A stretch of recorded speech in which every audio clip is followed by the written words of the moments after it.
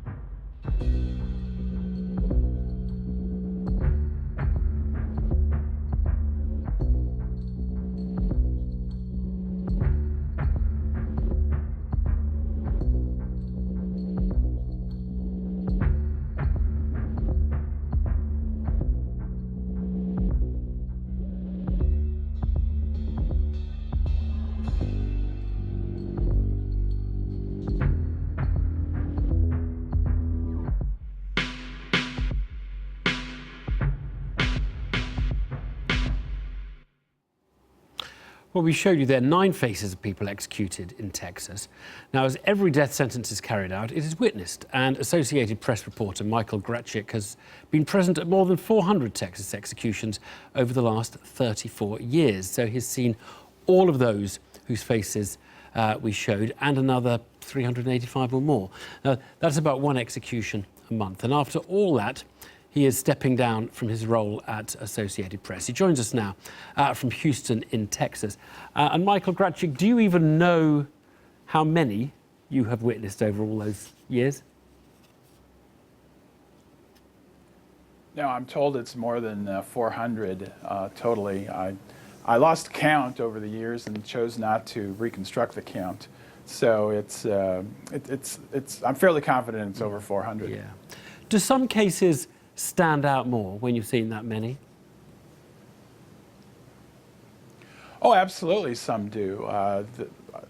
There was one instance where an inmate said hello to me as I walked into the death chamber. I had not anticipated that. What do you say to a person who says, "Hi, Mike, how are you doing?"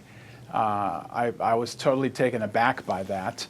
And I think all I did was nod to acknowledge that I had heard him. And then there was one inmate had spit out a handcuff key that he'd been holding in his mouth all day. I think it was probably an expression of disgust with the prison system that he pulled one over on them.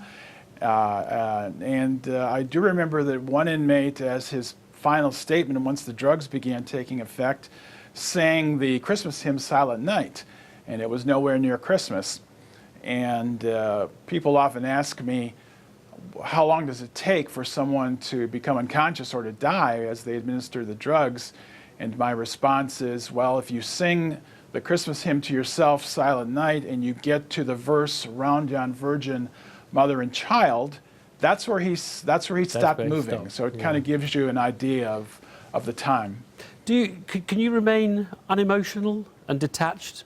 I suppose you have to, really. Absolutely. Yeah, you have to, absolutely. If I'm in there and I'm very emotional, then I'm not doing my job correctly.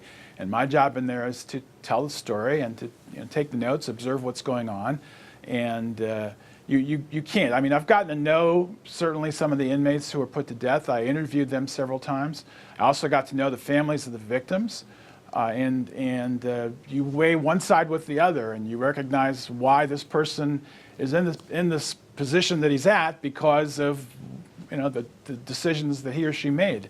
So that's kind of the environment there. I mean, you're reporting on these crime stories, the death sentences. You're reporting on lots of other stories as well, we should say. But why do you have to be there at the point of the actual execution?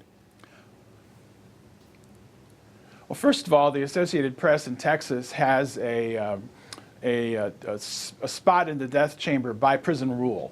And secondly, I can't think of an authority or a power that a government, state government, federal government, whatever has, than the authority to take your life.